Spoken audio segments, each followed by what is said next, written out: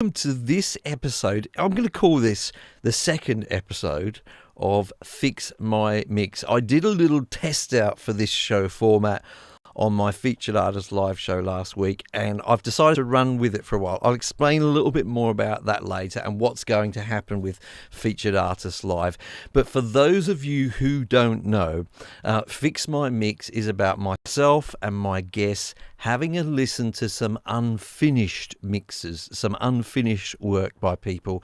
They've sent it to me by email, and we are going to give that extra ear, that extra ear that you need, really, that impartial ear, I will say, that you need when you're trying to get a mix to that final stage ready for release. It's one of the most difficult phases because you have been so familiar with your work for so long that you've possibly lost objectivity.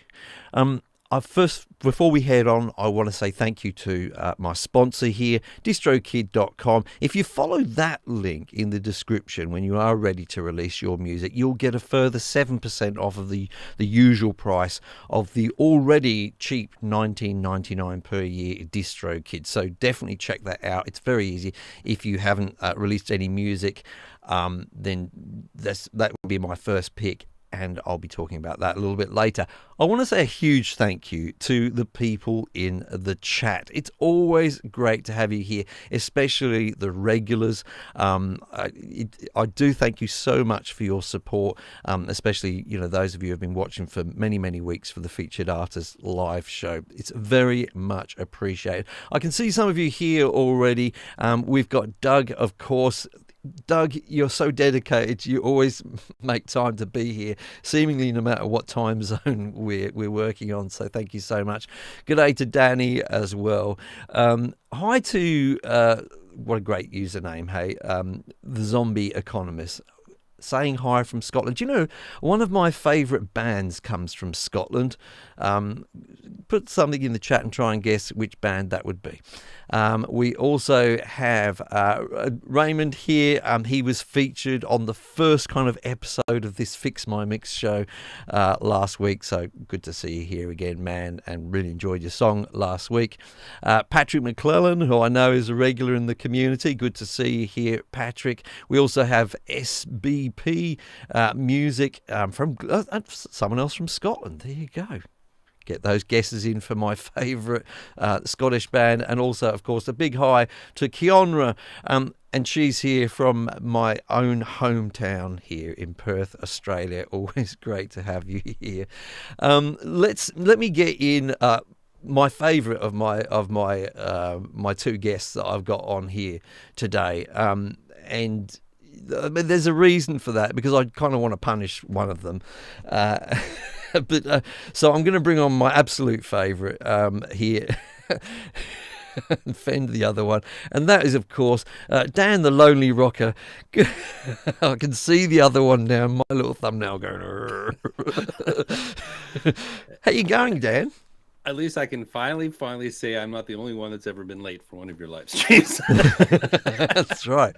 But you are one of the ones who hasn't sworn on the show. So that's oh no, you didn't you? Did you slip one in? I slipped one in, but I had there's a certain words I didn't slip in. I do have a limit to my filth on your streams. That's because you don't have any Australian influence. Because here in Australia, any words go any time. It doesn't really matter. But in the real world, I often say if I didn't swear, I'd be a mute. So Dan, I want to say to the people who are watching live and people on the replay, you've just released a really interesting video on your channel, which not long ago, maybe a couple of hours ago, something like that. I can't remember. Not even that. Tell us all about that. Let people know what that video is all about. I just in a world of digital, and people who follow me know that I like the real deal, but sometimes we got to put our money where our mouth is. And I decided to pull out an old amplifier that I've had since I was in high school, and that thing sounds bloody awful. But I wanted to see if I could pull out some good tones and take a bad amp and create some good tone. And I was really, I don't want to give it away, but I demonstrate some techniques that you can use if you're looking to mix guitars. It's relevant whether you have a good amp or a bad amp, but it shows you some techniques in terms of recording, but really how you can layer guitars to create the ultimate tone and don't rely on just one take. Awesome. I mean, I love the idea of the video, and then when I watched the video, what I thought was really good about it is there's some good learning in there as well, just about generally kind of miking up amplifiers and that kind of stuff as well. So well done, Dan. Folks, check out the links for my guests in the description of this video. Of course, watch this live stream first. If you're watching on the replay, watch the whole show first. But make sure you follow the link to Dan and my other guests' channels as well, and check out their great content. All of the people I have on the show, all of my guests and my regular guests, the reason I have them on the show is, one, because I love their channels. I think they make great products in what they do. And two, they're knowledgeable and really great people as well. You're all my friends, not just people I have on the show as guests, and friends first, actually, above everything else. But I only have people on the show if I really believe in their channels, and Dan's definitely an example of that. Now, talking of YouTube channels and people I believe in, we have someone on the show now who's recently entered into this realm with us, having had a previous life on another social platform. And my only hope today, as we critique the music that we listen to, is that he has nothing to say about timing, because I don't think he's in a position to talk about timing, really, is he?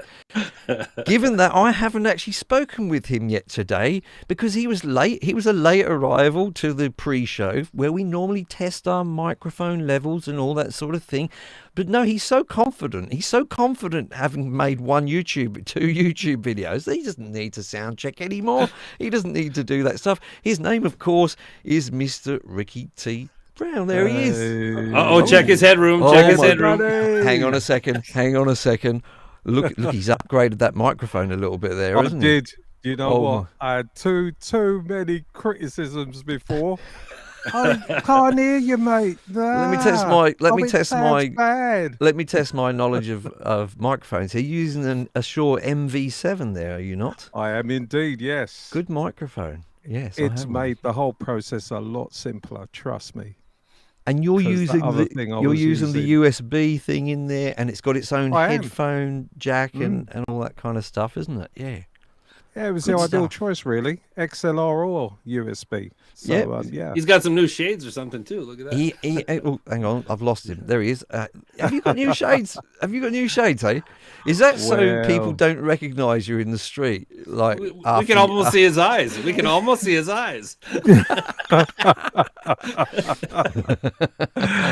Well, do you know what? I mean, it was the kind of thing. I didn't wait to be told, because usually, my other glasses, you can't see nothing, mate. So it makes me a little bit more personable if they can actually see what my eyes are doing. This literally, either on a show or off a show, this is the first time I've seen your eyes.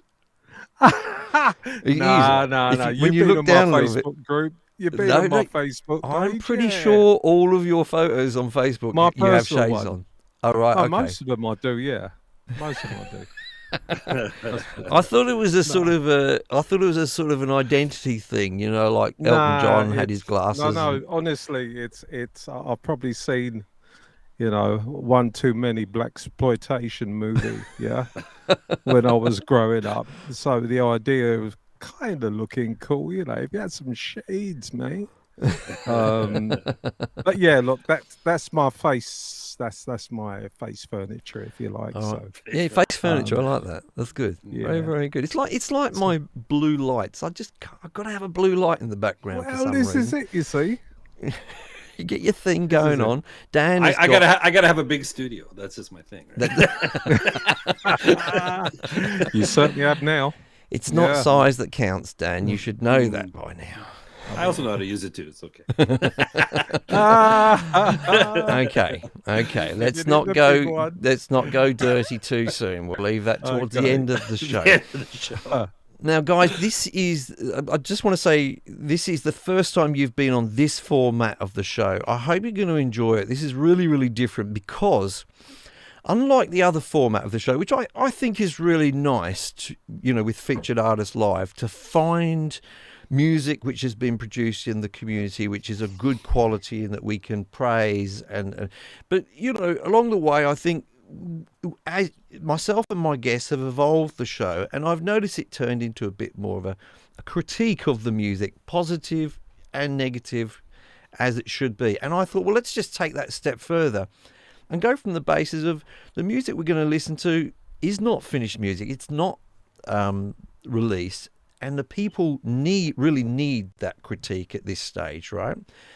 So it's no longer a case of really being negative or positive. It's just a case of, if this was my mix, look, I would have a bit more high frequency on the vocal, or I'd make that bass a little bit more punchy. So it's just that. It's just when you take your mix to a friend and you say, hey, what do you think? How could this be improved before I release it? That means that we're going to hear, for people watching on the live stream and watching on the replay, you're going to hear some unfinished music which isn't at its best yet. Okay, definitely it's not at its best. So you need to have that mindset, right? Because I don't want to see people in the comments just going, "Oh, this is garbage" or whatever. That's not the right attitude. We've got to think about how could we improve this from where it is at the moment. We can all improve every single mix. Am I right, Dan, Rick? At any time, we always feel before release, Now, having said that, I do want to say an extra special thanks to the people who have submitted their mixes, because it's one thing to have as we've done with music in the past, have your music played live and people critiquing it, but to send in unfinished work which you feel it's very brave to put that in the public domain and have it broadcast, right? So congratulations. I'd never do it. Yeah, it's scary, right? I said last week on the show, I had a kind of a mentor when I was a kid, and he always used to say to me, and it sort of stuck in my head, he used to say to me, Mike, never show unfinished work to fools or children.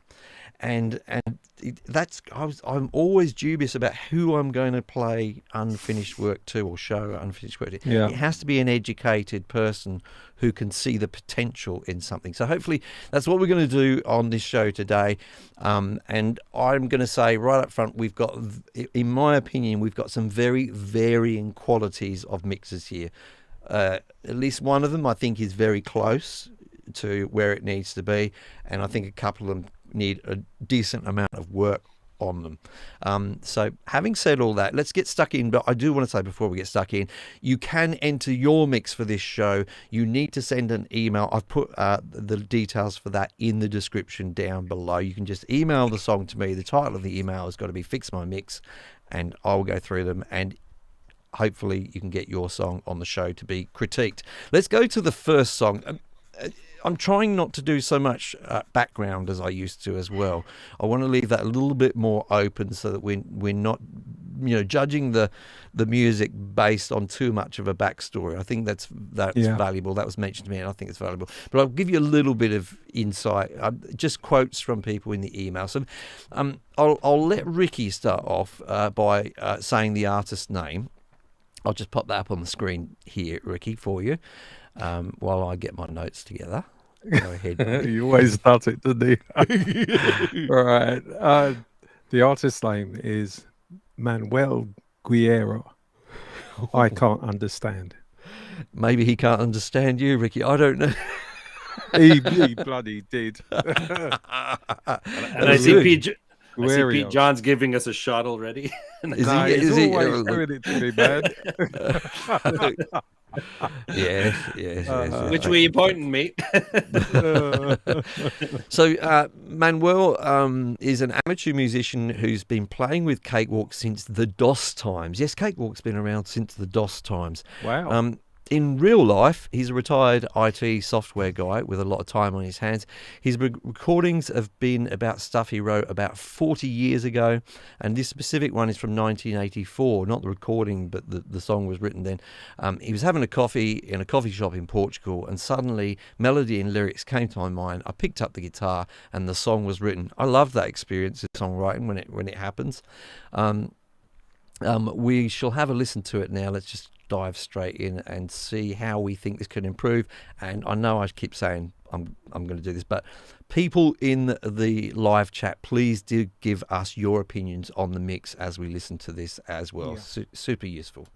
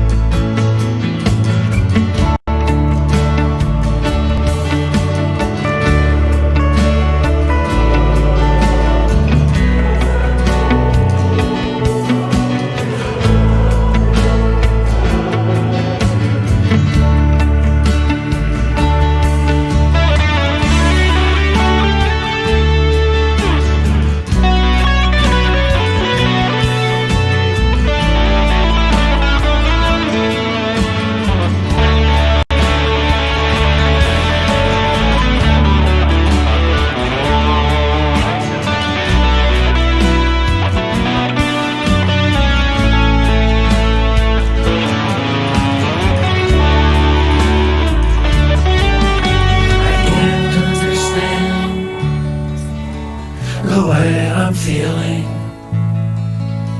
emotionless of my mind, the ghost of a smile. What a reward for all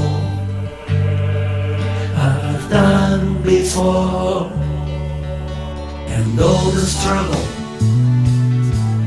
seems so vain to me, and all I want is to run away from the things you do, from the words you say, from the burning love that I can't delay. But after all, is it still worthwhile? All I did for a while, and all in all that's left, it's much more than I could expect. And now the fear will vanish away, and everything will be okay.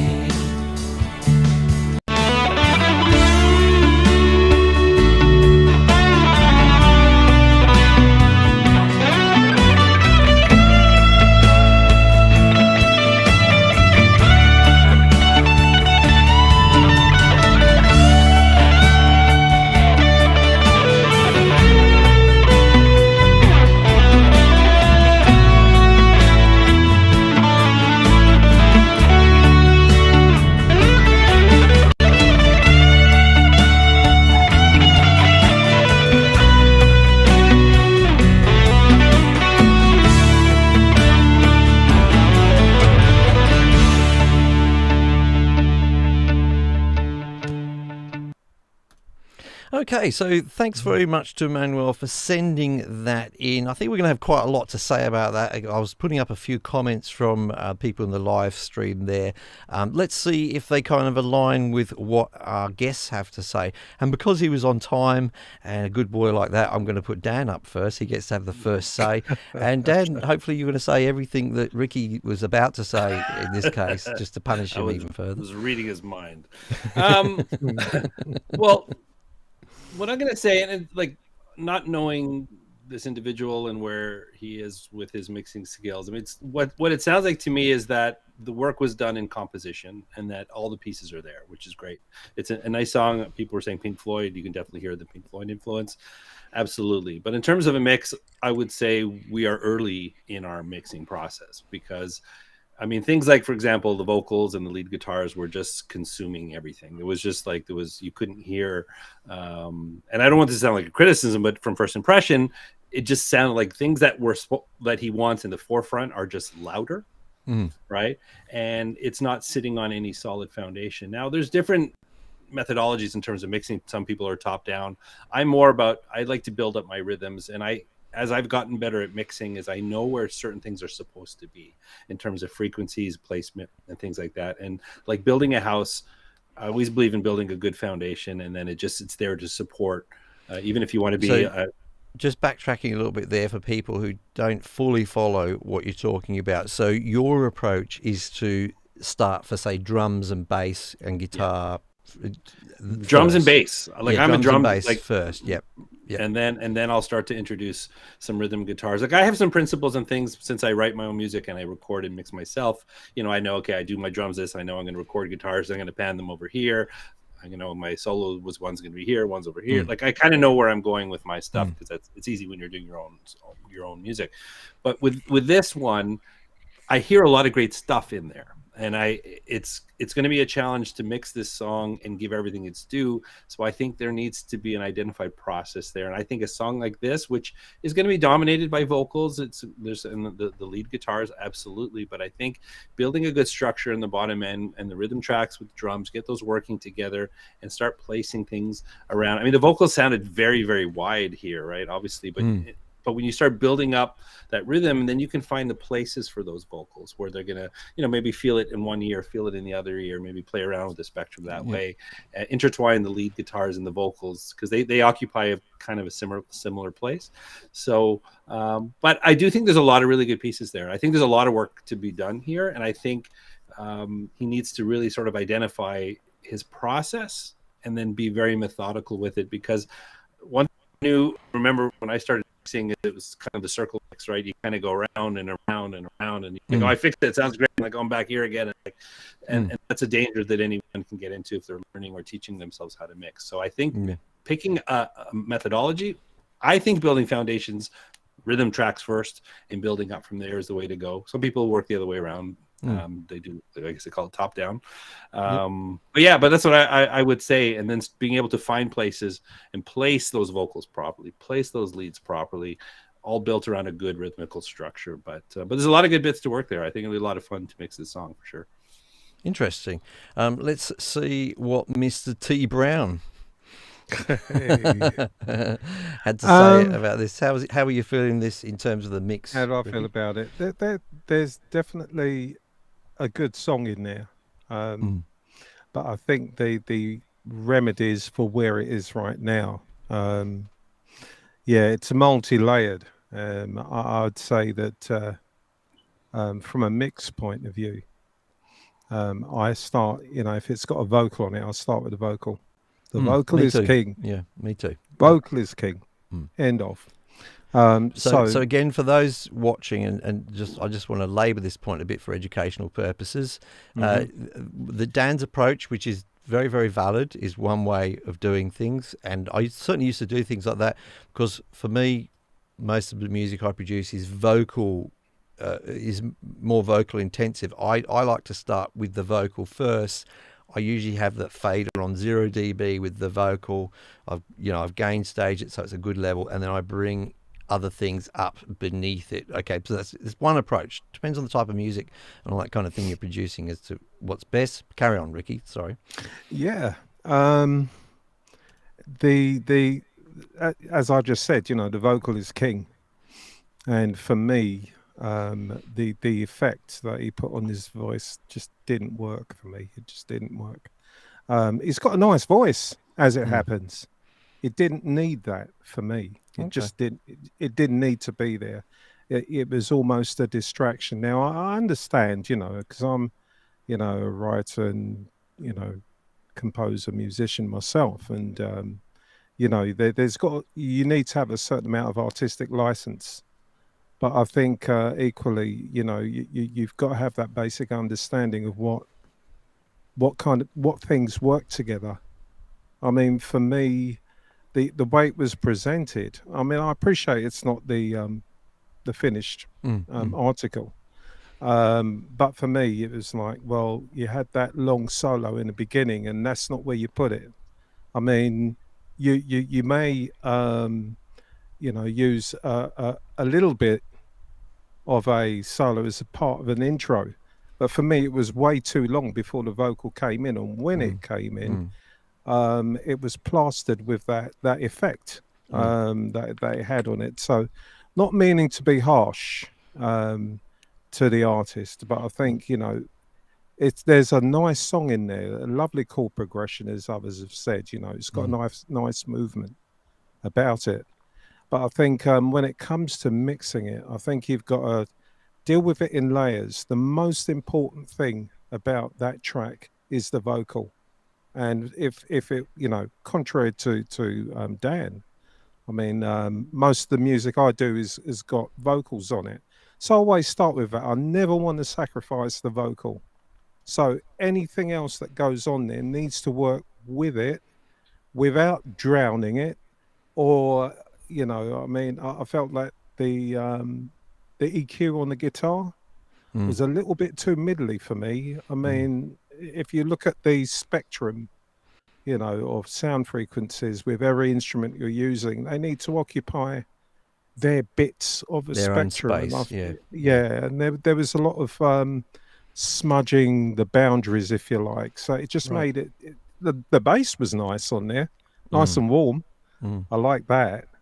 But especially with the guitars, they need a little bit more on the upper mids to make them come out when they're supposed to. So like I said, it's hard to be, I don't want to be too tough with the artist because this is early stages where this is. But if he's planning to mix it, put your vocal first. Everything else has got to fit. Yeah, vocals first. Well, I see Dan's having a reaction to that, but I think even Dan, when you use your approach, the bottom-up mixing approach, there can still be an emphasis on vocals, like keeping in mind, hey, I'm building up this base, this foundation, and then I'm going to put. It's just a different approach. You've got to find the one that works for you. Yeah. But I know that Dan, for you mostly produce for you in your own terms. You're not producing much vocal; it's instrumental kind of stuff. So I think it's probably why you've come up with that approach. It's going to work for you really well, right? But I like, while I don't have vocals per se, is that I carry melodies with the guitar that become the focal point of a particular part, right? So, and as I said, when I was, sharing my views on this mix, I said some people do the top-down approach where they'll build around a vocal, and I both are the way to ultimately, if you know how to get there, and that's what I was saying. Like, I generally know where my guitars are going to go. I know my bass and my drums are going to fit together. So I just have that methodology that I follow now. That, look, it used to take me a year to finish a song. Well, now I could do it in a few sessions. I mean, that just comes from practice. This being more of a rock song, even though it's a slow song, I feel there's a lot of stuff down there that could be really powerful, and yes, it'll absorb a lot of energy, and I don't want to have the vocal take a backseat. In fact, the vocal should be prominent, and I'm not debating either, by the way. I do believe that some people work better vocal first, but the way I look at it is that by building that foundation, that structure, and that energy sets up the opportunity to make the vocals super powerful. And that makes how sense. I look at it. That's how I look at it. But I also understand the merit of the way Ricky explained it too. I totally get it. I mean, one of the main things that I noticed with this track, and I agree with pretty much not all, but a lot of what you guys have said. I mean, the essential and the biggest thing for me on this is balance.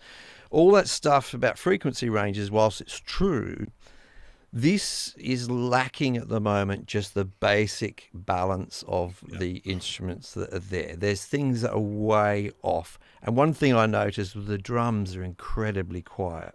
I mean, there's two ways, isn't it? Either the vocal and the guitar and bass are too loud, or the drums, whichever way you view it. But in this, the drums could have really been punching in there, and instead they just sounded like this kind of thing in the background.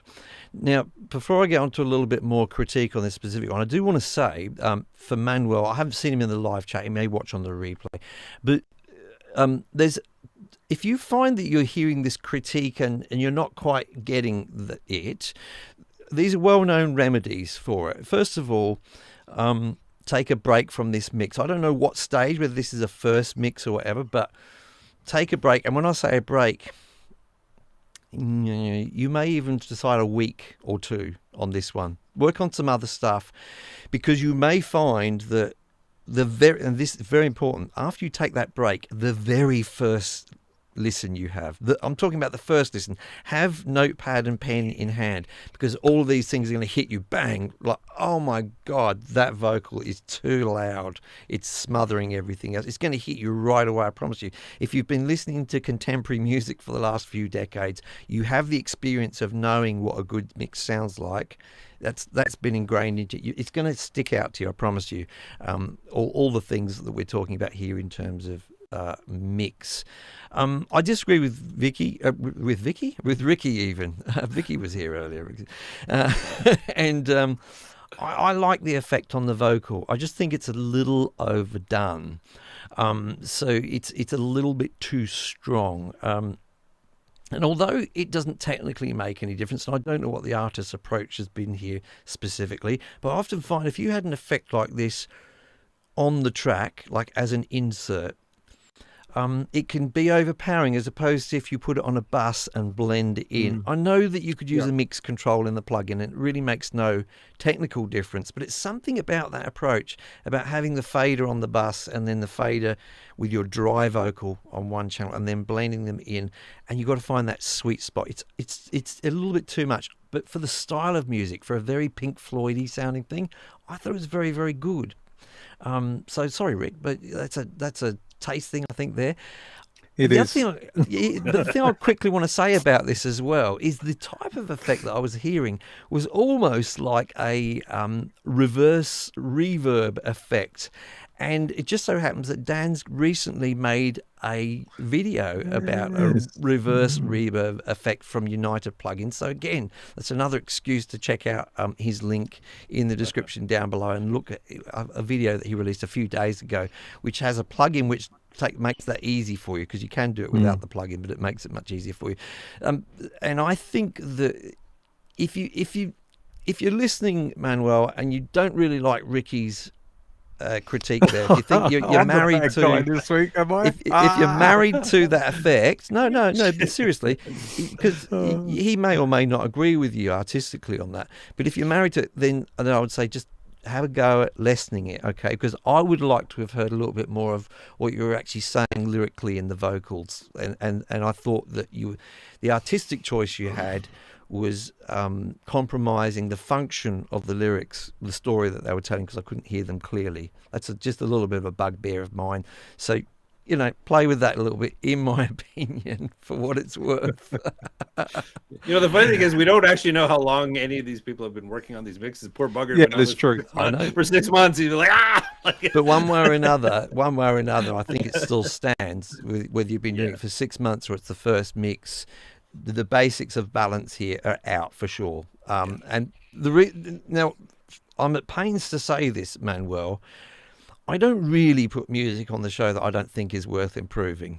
If someone sends me just a song, which I don't personally just think it's got any chance, no matter how well it's mixed, I'm probably not going to feature it. That sounds a bit harsh, doesn't it? But that's the way I feel. I wouldn't have even bothered having this song on the show if I didn't think the song had potential. I think it could be a great track, especially to people who like this form of music, But it's my final point on this. You have to decide, we all have to decide, because music has trends in it. Not just in sounds and styles of music and genres that are popular, but things like arrangement. There are trends in arrangement. And the current trend is not to have a long guitar solo at the beginning of the track. Now, I'm not one to say that you should pander to the mainstream trends, but you've got to make a decision. How commercial do you want to be? If you would like to be more commercial, then listen to Ricky. Get rid of that guitar solo at the beginning of the track. It's in the wrong place. Or at least cut it down is what or I'm cut saying, it down. But if you don't care about that and you're making music for your own artistic sake and the love of what you want to do, and that's very, very valid, by the way, then keep the guitar solo in there, just for sure, I think we all have to make that decision at some point, about, are we doing this for commercial reasons or for art's sake? So if you want to keep that in for art's sake, that's your choice. That is what an artist is at the end of the day. So any last words on that, guys?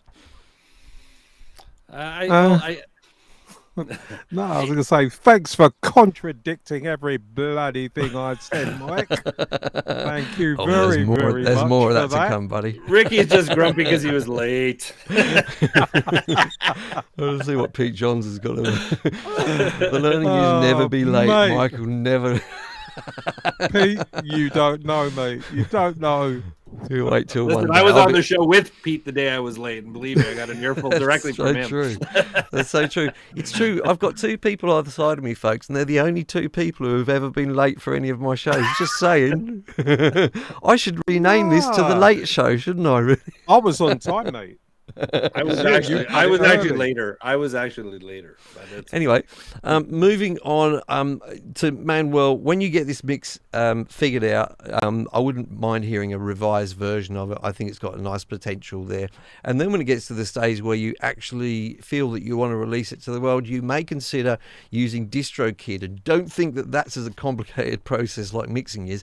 Releasing music on DistroKid is easy compared to mixing and mastering by a long shot. Thank you so much, Dan, for pointing to that link. How easy is it? I'll show you right now. If you want to release your music via DistroKid, there's just a couple of things you need. First of all, the music itself. Here's mine in my DAW Cakewalk, and I'm exporting it to an uncompressed WAV file for best results. Now, the other thing you'll need is some artwork. I just grabbed an old photo which I'd taken on the beach, chucked on some text here, and that's what I call art. Then I went over to DistroKid, and I just have to fill in this extra easy form. It's a no-brainer form. You get helped all the way through with little hints and things. You can't really do anything wrong. You just go ahead and confirm a few things about your music, and then you just have to actually upload the artwork and the song itself, and DistroKid takes care of the rest. It's going to send it out to all of the best platforms so that people can hear and buy your music. Now, Kevin Parent, I shall read out his name. He's our next artist. Dan, you'll get the third pronunciation. Lucky you.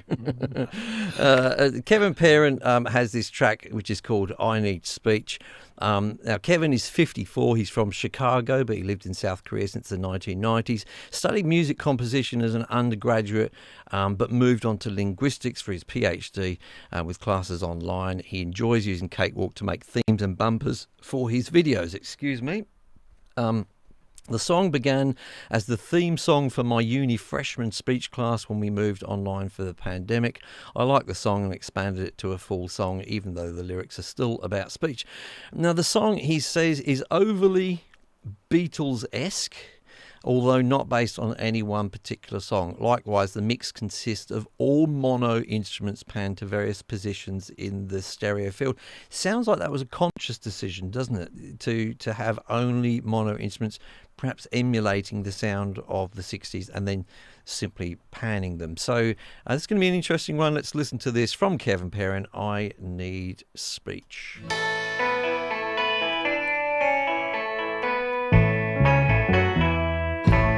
When I look at you, I want to tell you all the things in my heart, but my lack of words keeps us apart. I don't speak, I'm such a freak, I need speech. When I see your face, I want to tell you all the feelings in my soul, but my words are just a great big hole. I want to talk, but I just walk, I need speech. I just can't express the things I want you to hear. I must acquiesce that I'm no Shakespeare. When you're walking by, I want to tell you all the thoughts in my mind, but in my mind they stay behind.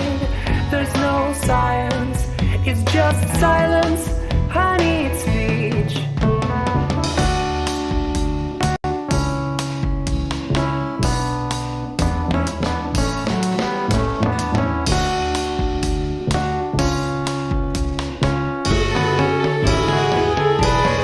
When you're walking by, I want to tell you all the thoughts in my mind, but in my mind they stay behind.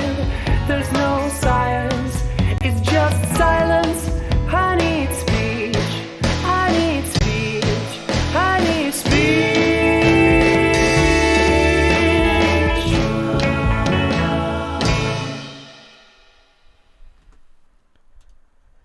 Okay, so a very, very different thing there. Now, just before I ask my guests here, the only thing that wasn't clear to me about this is whether this is intentionally lo-fi or not. Okay, so I'm going to put out there, you're preempting a little bit what my guest might say, but everyone can surely hear this kind of like whether that is intentional or I'm not absolutely sure. I'm sorry I can't inform you on that, guest, but what do you think about this, Ricky? This is a really interesting one. There were moments when it kind of reminded me, it's definitely got a 60s kind of vibe to it. It kind of reminded me of Sonny and Cher. at certain points in the verse. It was just that kind of movement with it. And the instrumentation as well. It really lent itself to that, late 60s vibe. Where what's the instrument? It's a clavel or something like that. Better be using it as a main keyboard sound.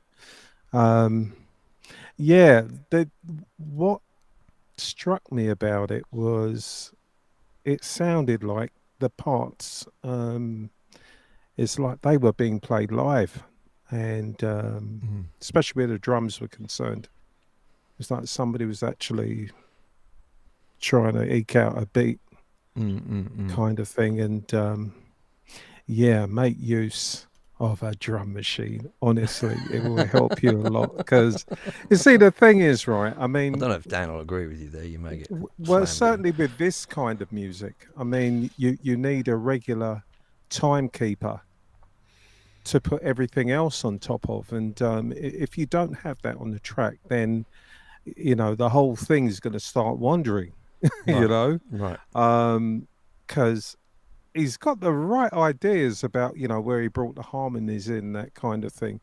Yeah, that I can hear its potential, but I think I'm not sure that there's enough there at the moment to say, well, okay, then we only need to mix what we've got better.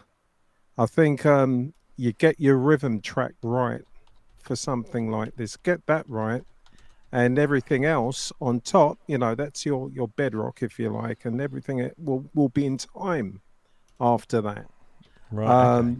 So I like what he's done with this, because it really does take you back down the time tunnel, yeah, to the late 60s, early 70s, where, yeah, it just had those sounds in there. So he's got, the organics of it right. It just needs to be done a little bit tighter, I think.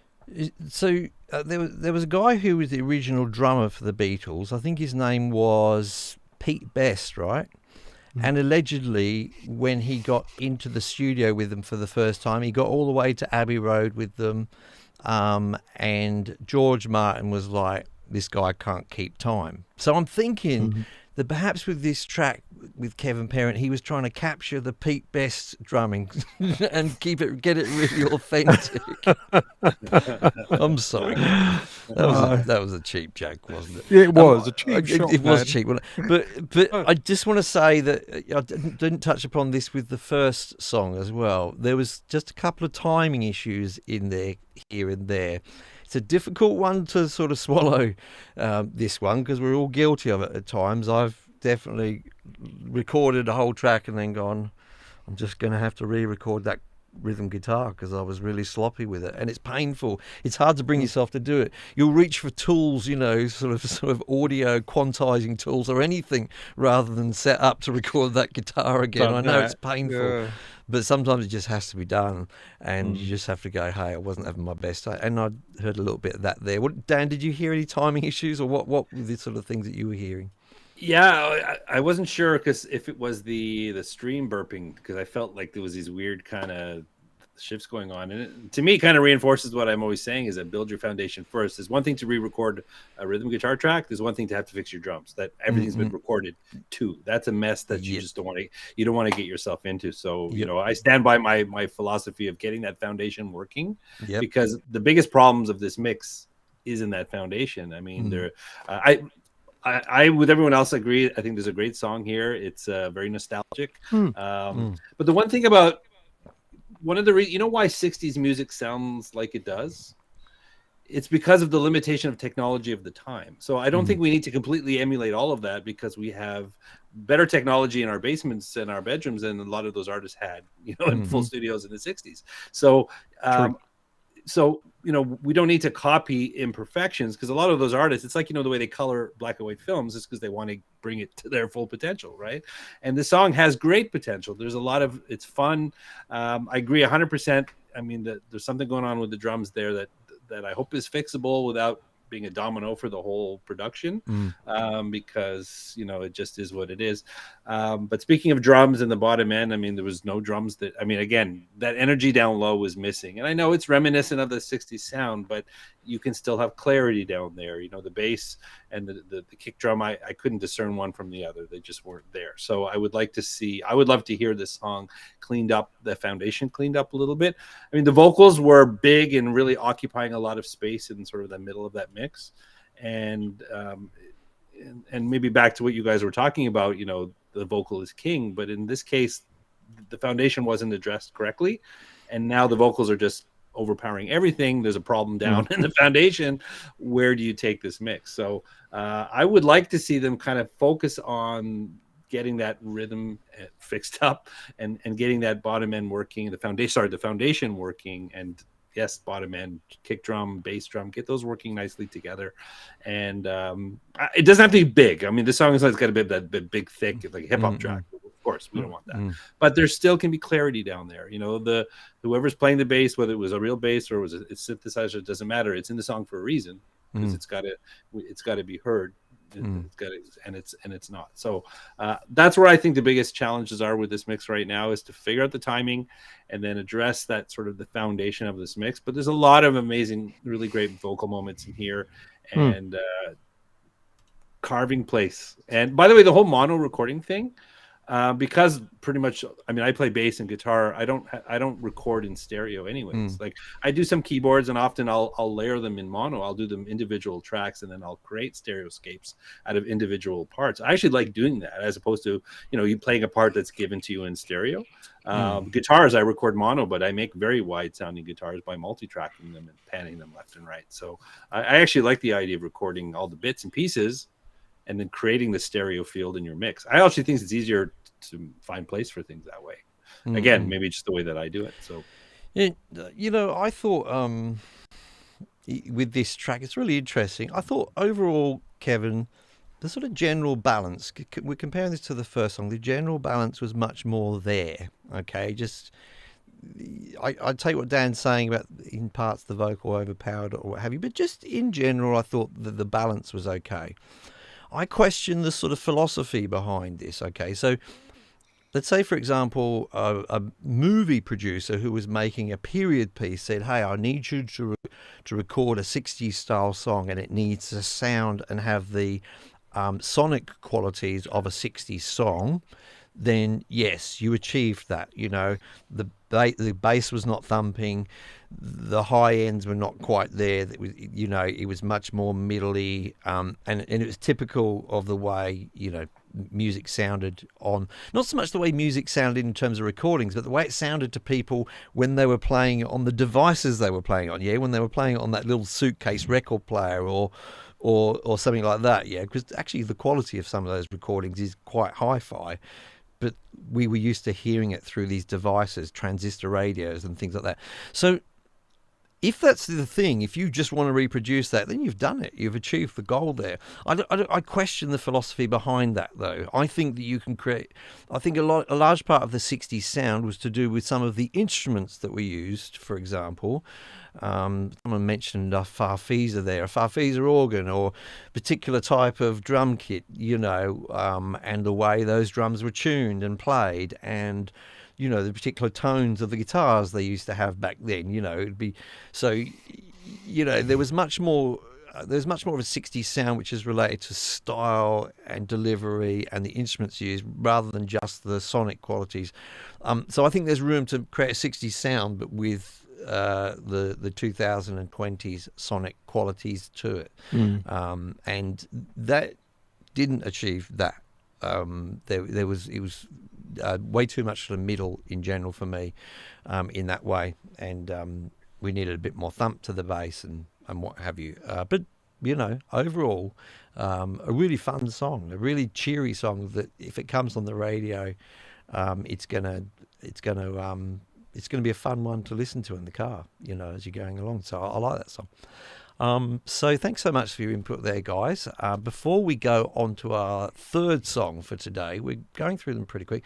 I want to say that when you do get your music out there, there are some fun ways to get it onto things like Spotify playlists. If you use DistroKid, for example, you could use the wheel of playlists, and you use that.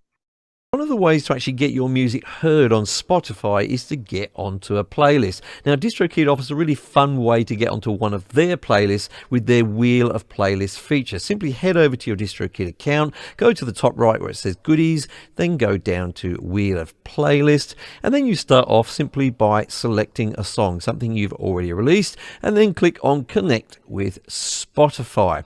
Now, obviously, the further up a playlist you get, the more likely people are to actually hear your music and enjoy it. So what DistroKid do here with this feature is they give you 3 chances to spin a wheel, a kind of a wheel of fortune type of thing going on here.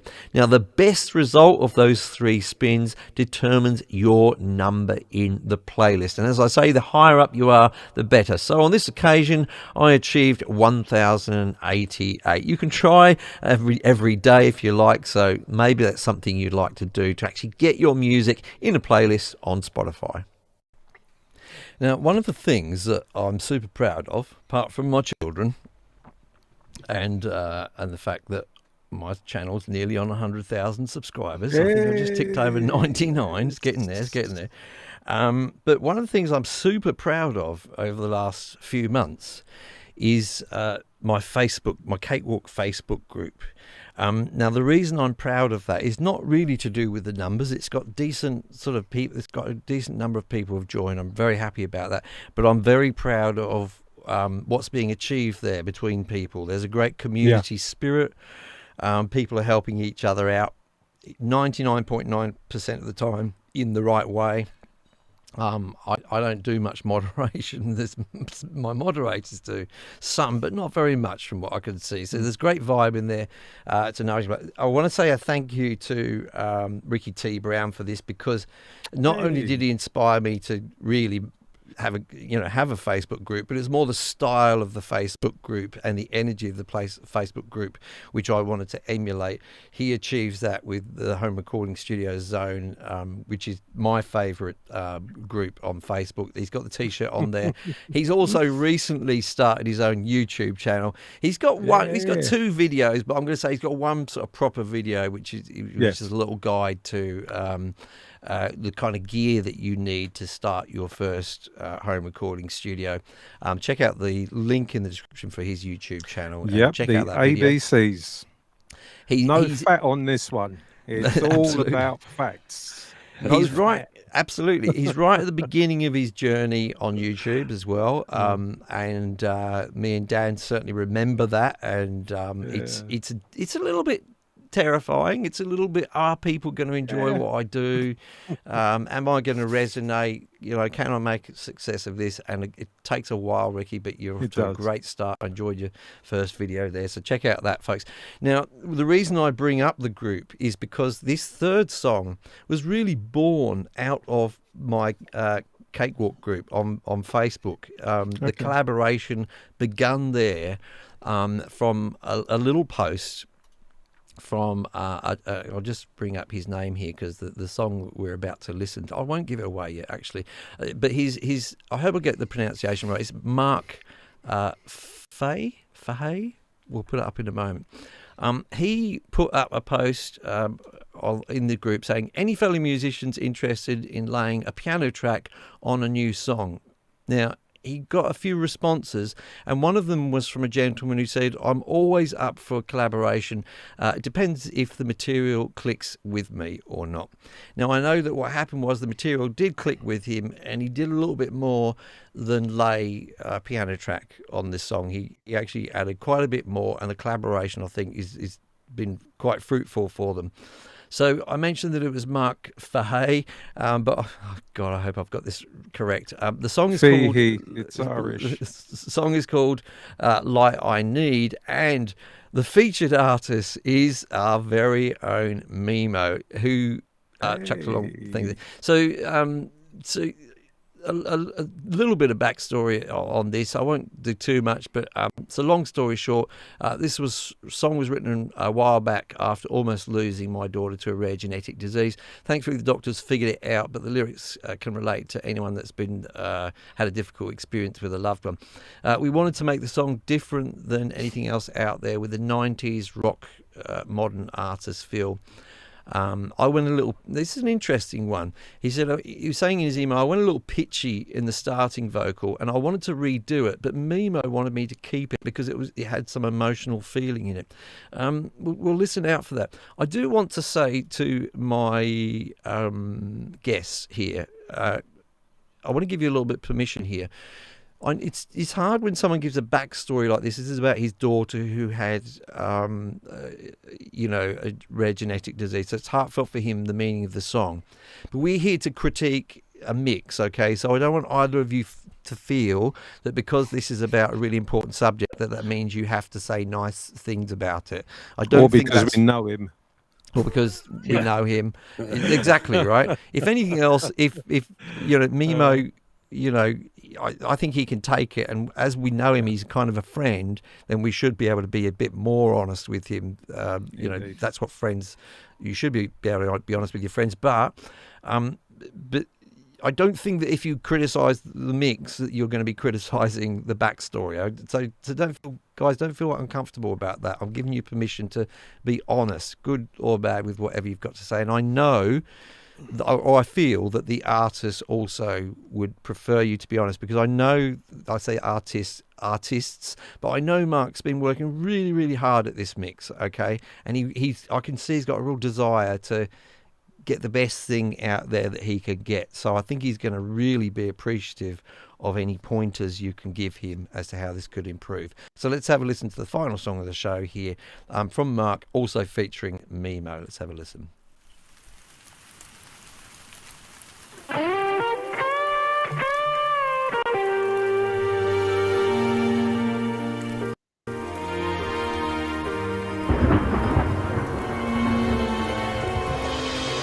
Just a man standing in a spotlight, trying to stay strong, trying to hold on. I open my eyes to things that I've disguised, things I thought I knew were only things that are just lies.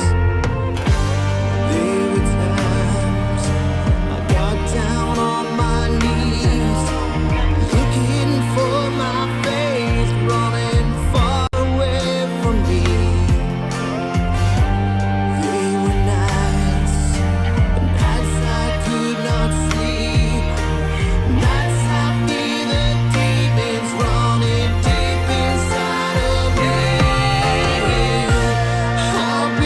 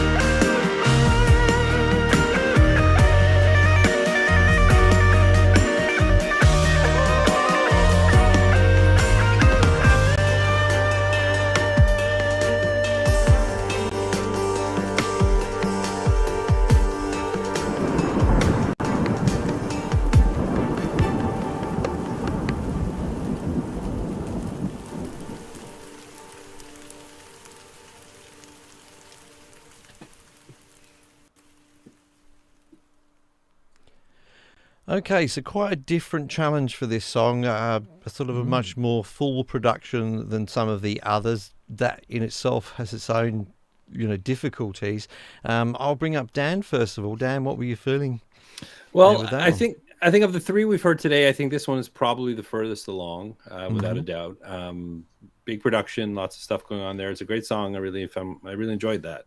I think some of the things that I've talked about in the last two songs were addressed a little bit better this time, but a couple of things that I felt were missing.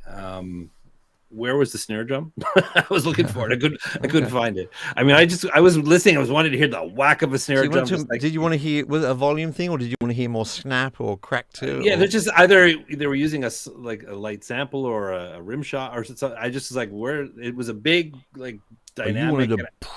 I wanted to hear a real a real like a snare drum. When I say real, however they're drums, but it wasn't there. So the song has a lot of energy, and songs with a lot of energy have inherent problems in terms of getting a great mix. So back to what I've said in the previous two, without repeating myself, is that I like a song like this. I really want to feel the energy in the bottom end, and I felt that the drums were not quite there. Also, I felt, again, it's a really hard thing sometimes, is that finding that placement for your bass drum and your bass guitar or whatever you got down there. They're always fighting for energy down there, and there are techniques you can use to employ to get those two things working together. Definitely, I mean, a simple EQ trick: roll off your bass a little bit before the kick drum, using sidechain with your, by locking your kick drum and your bass guitars together, so one triggers the other, so they kind of get out of the way of each other. But one thing that I heard in this mix is something that sounded very familiar to me in my own productions. Is there's a thing I called combing out the weeds, because when you get to a point where everything seems to be there, like for generally we hear the guitar, we hear the vocals, but now it's like I call combing the weeds. It's all that stuff in between that starts to overlap, and that's where we find that muddiness that we just can't identify. And I found my solution when I had that problem is I started learning about mid-side processing.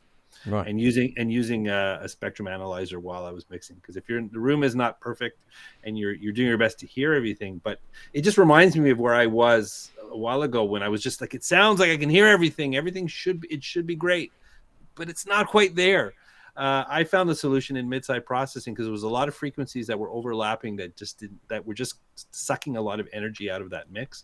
And I bet that would be a great remedy for this mix, is to now figure out where the mud is coming from, because there's a lot of brilliant moments in there that could need to breathe a bit more, and I think that would really add a lot. Because Mimo was saying in terms of the kick and the bass that so the bass was ducked to the kick, so he was using a sidechain compression there for that. Not everyone likes to use sidechain compression. I know, for example, Ed Thorne, who we have on the show, is not a fan of that at all. He prefers to use EQ to separate. Actually, I do too, but it's one or the other is what I was. And you were saying that, Rick, that you don't like the ducking technique at all. Yeah. And why do you think it is about that approach which sort of doesn't appeal to you? I think it works for some. But for me, it's if you know where your bass drum, where it occupies, but it's a difficult one, because that can change from one song to the next. Absolutely. Because you're not using the same bass drum every time you do a new track. But I suppose you develop a feel for, okay, then, well, this is the kind of bass sound I'm using. If I've got a fairly lightweight bass drum going on, then there's not going to be as much conflict, even if you load the bass drum with a little bit more bass. I find it easier to deal with doing it that way. I mean, yes, there is the other way of doing it, but I find that works for what I do. You see, the thing is, in this game, there are no hard and fast rules.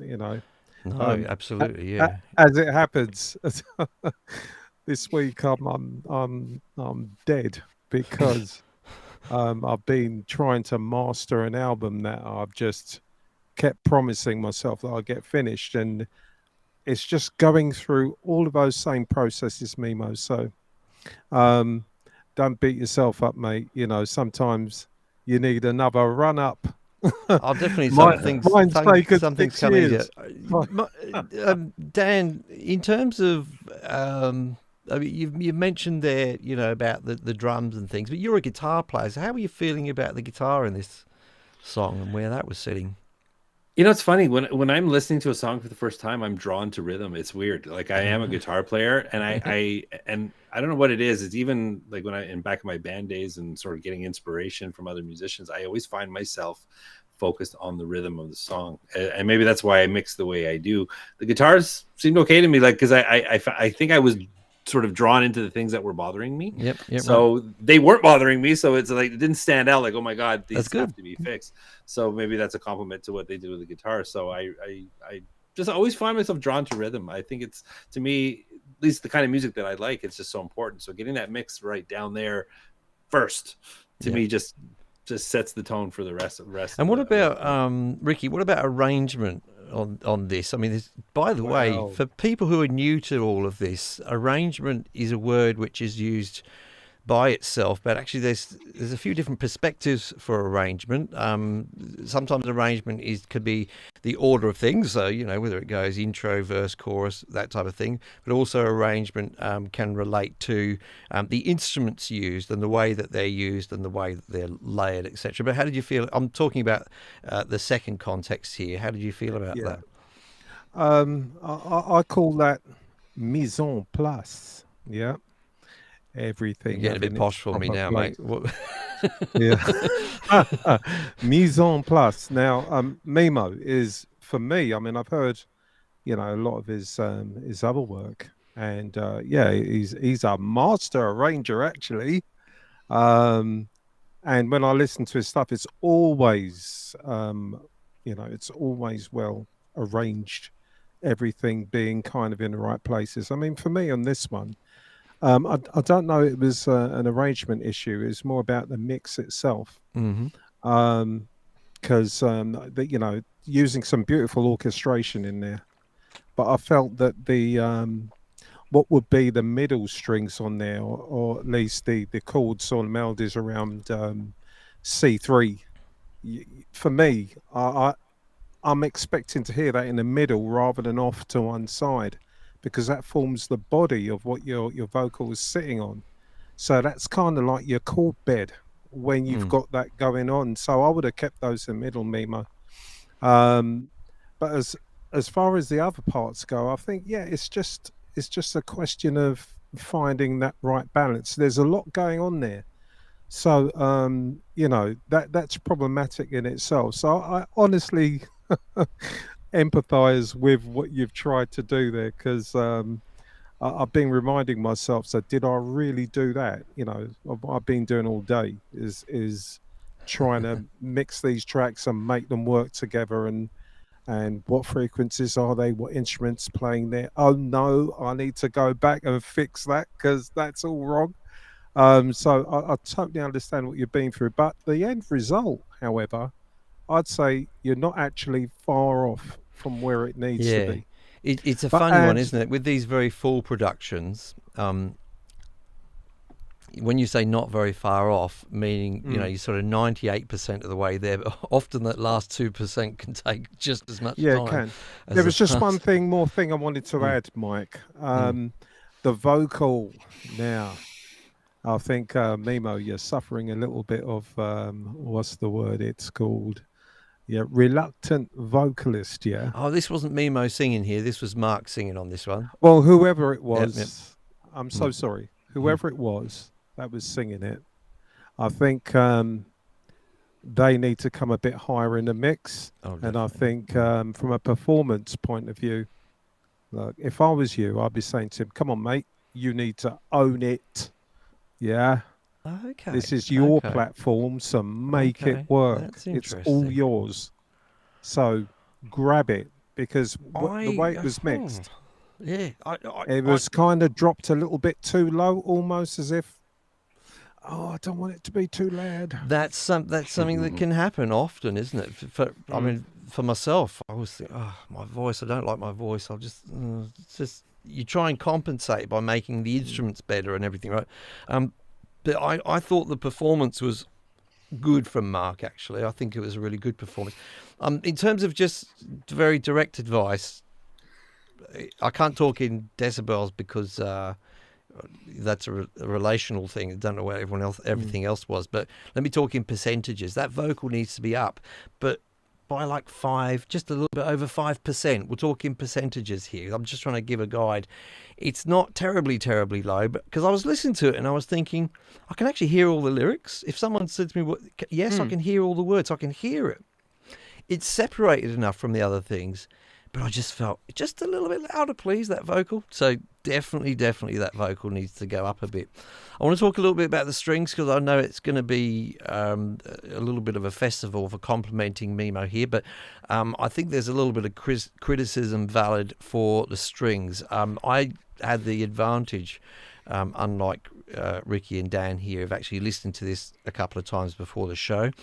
Now, Mark sent me a WAV file, but then I made that little video clip, that we saw there because I wanted some visuals to show.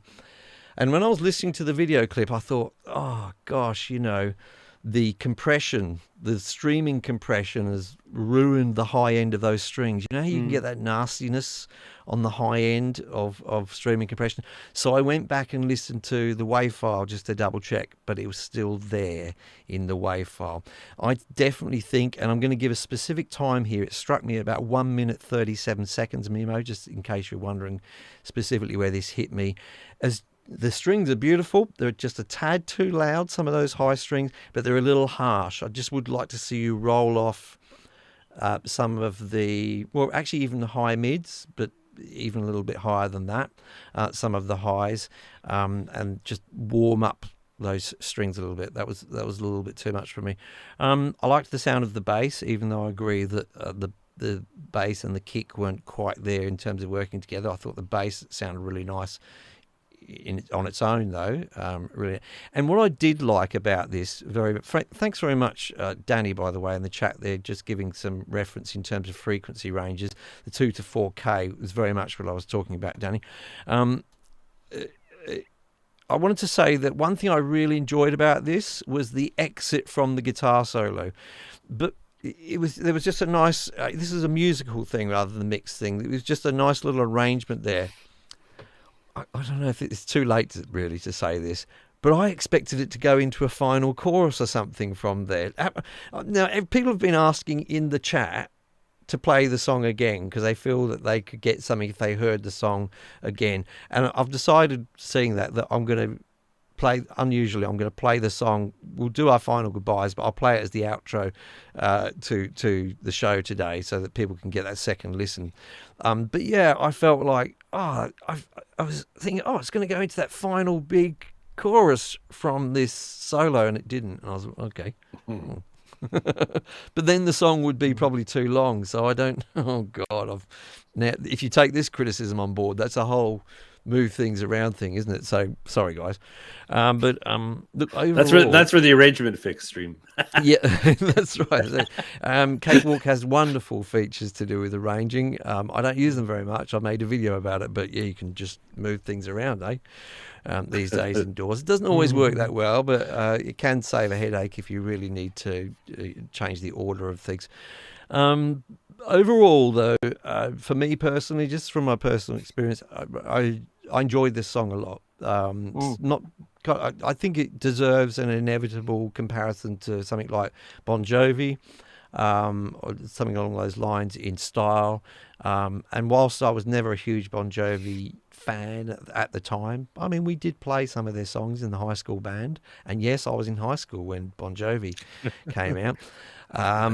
But there was something really nice about it from my perspective as a sort of a nostalgic kind of vibe to it, which I really enjoyed. But it still had a little bit of a modern element to it. So good stuff.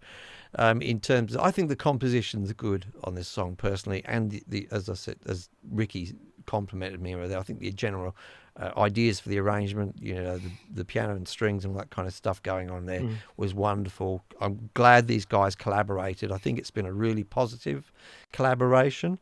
You know, by the sounds of it, there's good energy there. I've had messages from both these guys about it, and I can tell there's really good mutual respect, and that's really helping their teamwork, I think, going on there. So good job, guys, and I'm so glad that something's really tangible like this has come out of the Cakewalk group on Facebook. Have you had some collaborations happen over on HRSZ, Ricky? Oh, I'm yeah. reading your T-shirt. Yeah, they have all the time. They happen all the time. I mean, people don't always talk about it on the group page, but you know, it's often the case. You find out after the fact that so and so's done a track with so and so, kind of thing. You know, so they kind of like get on with it in the background, kind of thing. You know, so it's not something I need to instigate. You know, I often get messages about collaboration in the context of Cakewalk. People saying to me, you know, how do you collaborate, you know, when people are in different parts of the world, you know, with Cakewalk?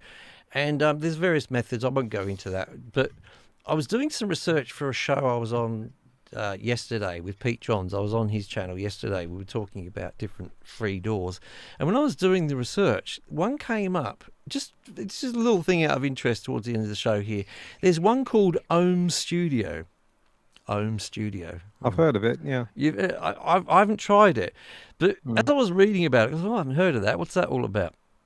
I think it's worth some people having a look at because it's a door which is totally based around collaboration. You have to have an internet connection to use it.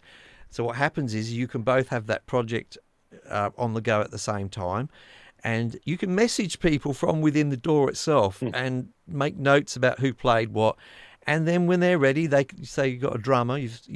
There's a community behind it, so you can find a drummer and go, hey, I need a drummer for this track, and that person will then have that song appear in their door, Ohm Studio, and then they can record their part, and then it'll appear for you. I think that's a neat idea. I haven't tried it. I can't tell you if it's good or not. But folks, look it up. It's called Ohm Studio. Just Google that if you're interested in that kind of thing. And if you do try it, let me know how you went with it. I probably don't have time to try it personally. There's so many doors out there to try, but definitely I thought I'd give that a shout out. I'm going to play this song again so that people can listen to it in terms of the feedback we've just given. I think people seem to want that. But Dan, any final words for us for today's show? How was your experience with the first Fix My Mix? It needs a little fix, but I liked it. It's not Fix My Show, it's Fix My... I thought they were going to fix my mix. I was all confused. We could do that. We could arrange that. He keeps threatening you, like he keeps threatening that. Keep threatening, yeah. So you're up for another show to come in, and you weren't really bad cop this show, were you? I was low energy Dan today. I was, you know what, I was feeling out the process. I think, you know, I just didn't know where each of these artists, where they were in their production, you know. Right. So I was trying to be constructive, and the truth is I latch onto something, and you know, I'm not making any notes here. I know some of your guests sometimes write things down. I don't do that. So I'm thinking, I'm listening to the song, and I'm like, okay, here's something I would want to focus on, knowing that, you know, Ricky's going to have his viewpoint, you're going to have your viewpoint. So now that we're like 5 minutes, 10 minutes past the song, you ask me about the guitars, I don't remember. I just don't, to be quite honest. So, but I just decided to focus on something that I felt needed addressing, and that was going to be my viewpoint. So I hope there was something constructive there, because I certainly did my best. Well, thank you so much I thought it was constructive, Dan. Thank you so much. Ricky, how do you feel about that? Should we do another one? Absolutely. Yeah. I felt like it was kind of role reversal this week. Yeah. Well, Dad gave up his pitchfork this week, so yeah. I think I ended up grabbing it off him somehow. I've got to say, Ricky, even when you're bad cop, you're a really nice bad cop. So I'd like you to think about this before you come on again. Think about finding that inner arsehole. I mean, I know you've got an outer arsehole, we all do, but find the inner arsehole and show it to us on the next show. I reckon we'll be up for that. Thank you so much to everyone who's been here in the live chat there.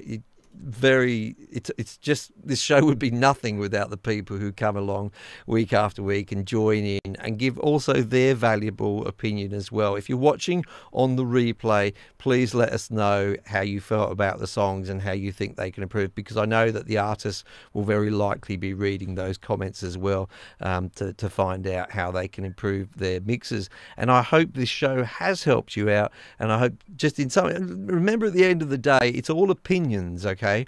You've still got to make your own choices. It's still your music. There's still room for creativity. And look, if you think, hey, Dan was talking bollocks there, or Ricky doesn't know his ass from his elbow, I'm still keeping the vocals where they are, then you're out of order, man. You can do that. Out of order. But so thank you so much for my guests, wonderful guests, of course. Always a pleasure to have them on the show. Better late than never, of course. And when it's Ricky, it's always forgivable. Nice to see as well from Ricky. I didn't actually see him roll his eyes today in today's episodes, but I know in the future I will at least know when Ricky's rolling his eyes. I think I'll have to whip them dark ones back on, mate. No, I what I can see of your eyes, Ricky, good eyes, nice stuff. Hey, good work from your genetics there. But yeah, thank you so much for being on the show. Let's have a listen to that song finally, as we won't be back after this song. This will be the final part of the show. Thanks so much for watching, everyone. Let's have a listen to this song again.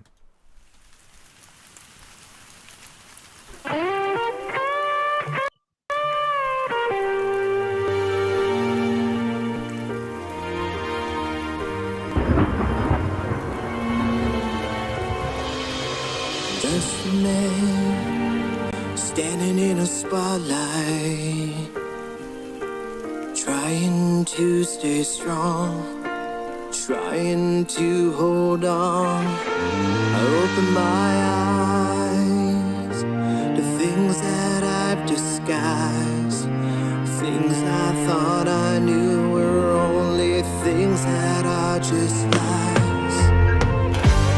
There were times I got down on my knees, looking for my faith, running far away from me.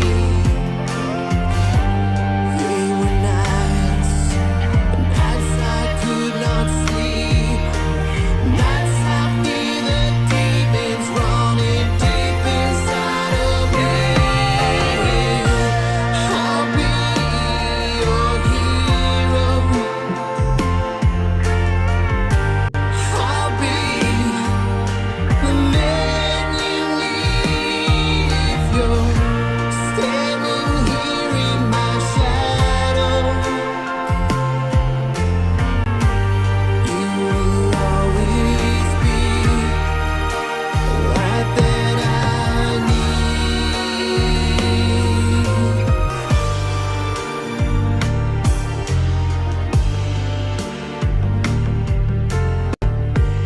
I can't lie, God knows I've tried. Hide my fears, hide these tears of feeling just so tired. There's a light that'll shine so bright. Hold your head in my hand, I can guide you in the night. There were times I got down on my knees. There were times I thought I couldn't breathe. Many times that I thought I couldn't see. Looking at you straight made me get up off my knees. Holding on alive like it's just a shattered dream. I've been listening to my heart. I know what family means. I will hold you in my arms. I will guide you to